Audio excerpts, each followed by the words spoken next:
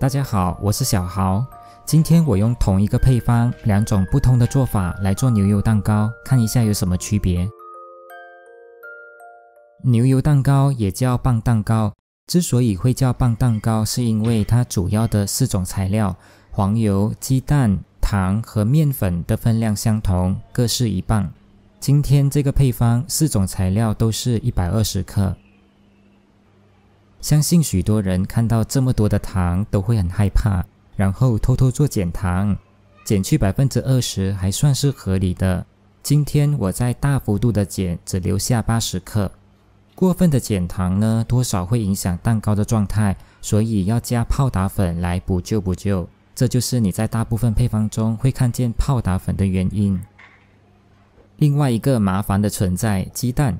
通常配方都只写要几个鸡蛋，但是就算分了等级，每一个鸡蛋的分量还是有差异的。你看，3个鸡蛋已经超过120克了。黄油没有办法吃下比它自己还要多的蛋液，保留120克就好。牛奶呢，是配合我们亚洲人喜欢湿润的口感才额外添加的。我先用全蛋法来做一个蛋糕。室温软化的黄油，稍微软化就好，太软或太硬都不容易打发。先用低速打到化开。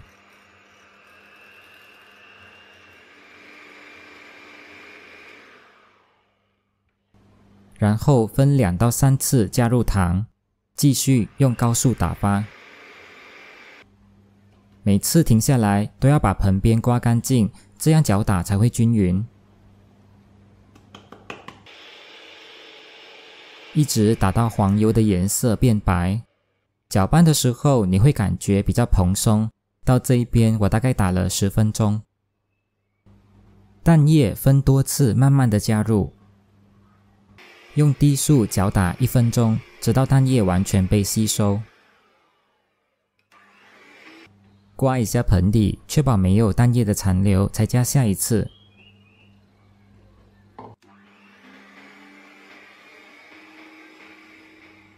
准备下最后一次蛋液前，黄油霜变成这样了，稍微有颗粒状。这不是油水分离，只是黄油稍微融化了。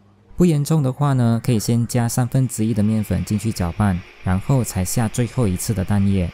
情况太严重，你们就参考这个视频，用做冰的方式来搅打。拌好的面糊应该是这一种顺滑没有颗粒的状态。接着分2次加入剩下的面粉，拌匀。低筋面粉容易结块，需要过筛哦。泡打粉也已经下在面粉里了。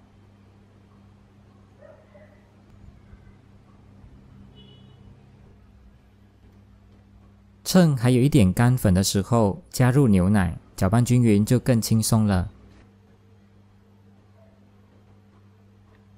如果你还打算放额外的材料，比如香草精或坚果类，这时候下，搅拌均匀就好了。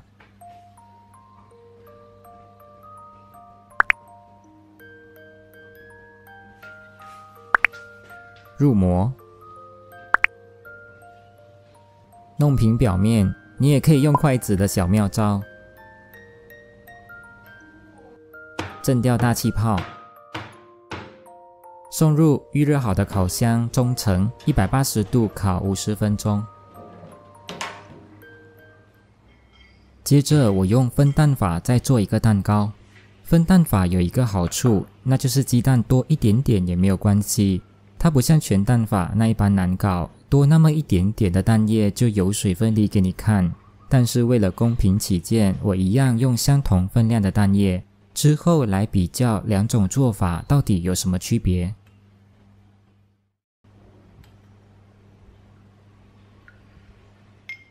黄油一样先用低速打到化开。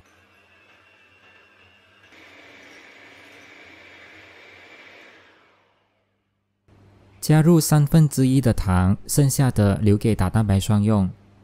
一样用高速打到颜色发白。由于少了很多糖，油糖打发肯定受影响，黄油霜的体积也比之前的少去很多。不过没有关系，分蛋法主要是靠蛋白霜在撑场面。加入蛋黄后，用低速搅拌均匀。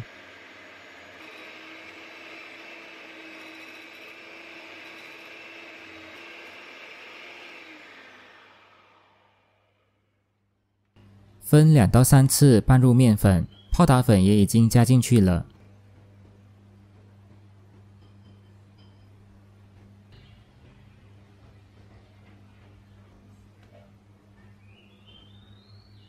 趁还有干粉的时候，加入牛奶，搅拌均匀。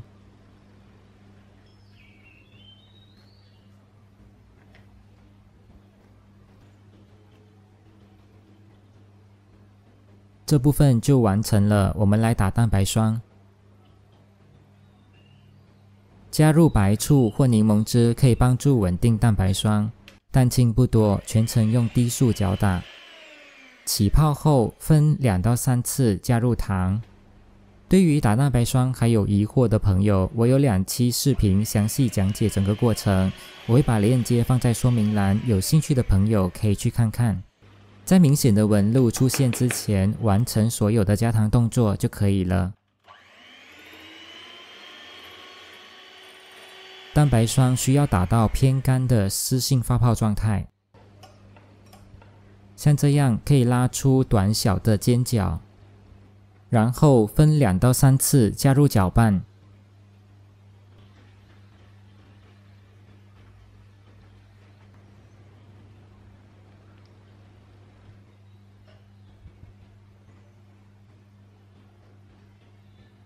入模，弄平表面，震掉大气泡，送入烤箱，相同的温度和时间，烤出来后马上脱模，让蛋糕散热。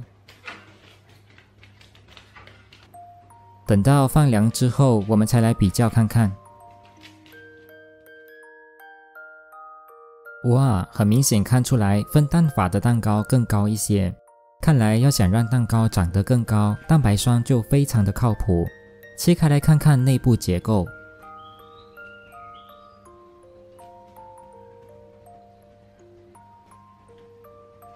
很明显看到分蛋法更黄一些，但是颜色并不是重点，不够黄不一定不好吃。2种做法在味道上并没有区别，毕竟配方是一样的，差别只在于口感。分蛋法比较松软，而全蛋法更加扎实，就看你喜欢哪一种口感，就用哪一种做法吧。分蛋法虽然多了一个打蛋白霜的步骤，但是它可以吃下比黄油更多的鸡蛋，因此味道会更香哦。那全蛋法是不是一定不能吃下过多的鸡蛋呢？如果加入过多的鸡蛋会怎样呢？下期视频为你揭晓。